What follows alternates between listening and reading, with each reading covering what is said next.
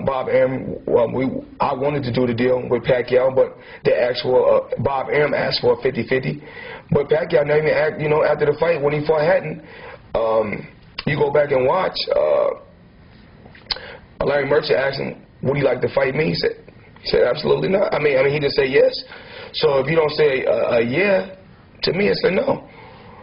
But I think that Pacquiao, I think he's a good fighter. I don't take that. I think he's a good fighter. He's going out there doing what he has to do. I think that business-wise, he needs a better business team. And I'm not talking about. I'm talking about on Bob Arum and not his management team, because I really don't know about his management team. But again, like Bob Arum is trying to keep all the money in-house, basically. And Coto's contract is almost up. So, Bob Arum, of course, Cotto thinking about leaving, going on his own. So, of course, Bob Arum doesn't want that to happen. So he's like, okay, if you leave me, you're going to be beat before you leave me. Who should Pacquiao fight then? I mean, that's not my job to know who should Pacquiao fight. If Pacquiao want to fight, all we got to do is get Marquez $1 million to step aside money and tell him he can fight the winner, which will be me. If we did fight, I mean, we could pay him $1 million to have him step aside. And September 19th can be being Pacquiao, if that's what he really wants.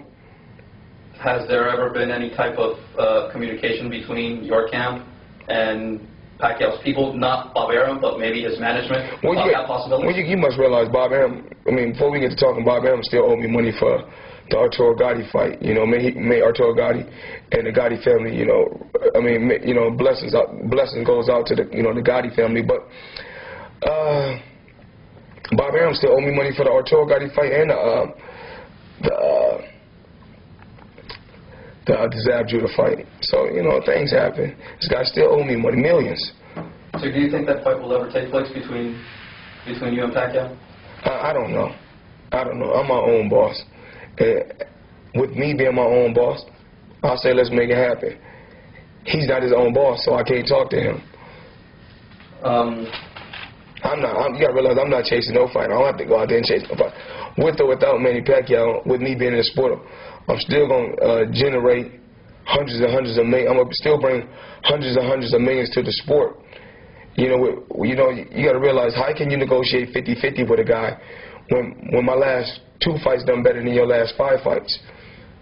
You're talking about generating money in total growth, in total revenue.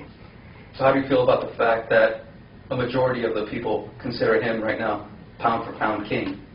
I don't worry about that. That's just a title. It's just like a Honda is really a Lexus. It's just nothing but an emblem. It's nothing but a title. It's nothing.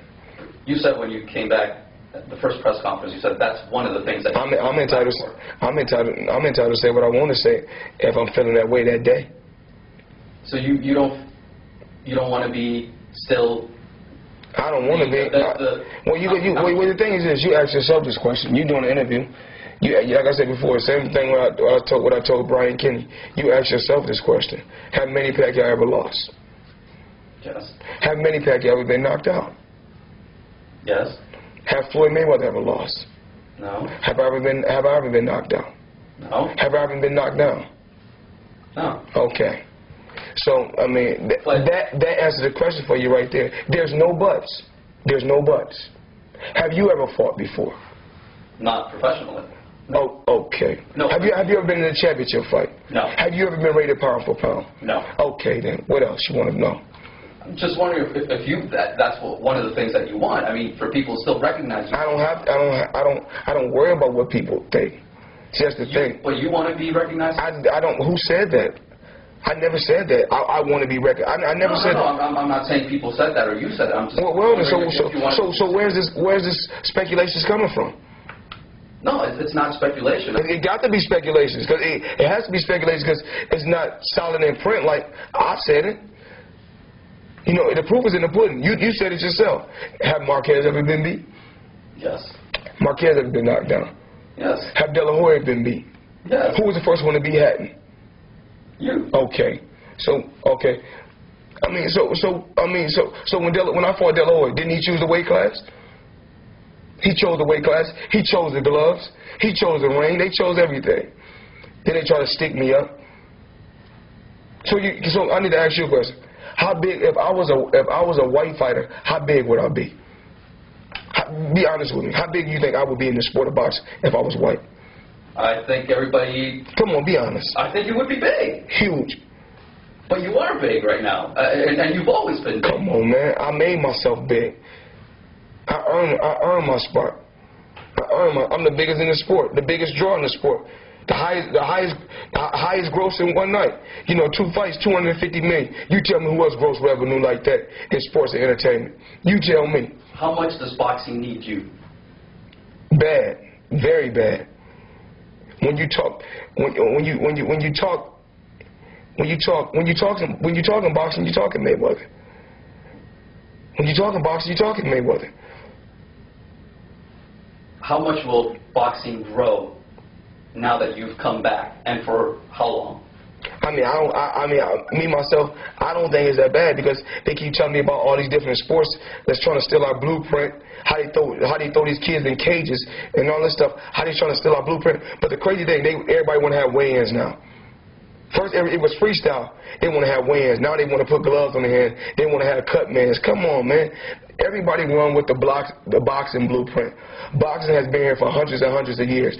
The rest of this shit that's going on is just a fad. What will happen to boxing once you do decide to retire once and for all? I'm here, like I said before, what I'm working on is a lot bigger than boxing as of right now. I'm just using this as a vehicle. What I'm working on is crazy. It's truly amazing what I'm working on.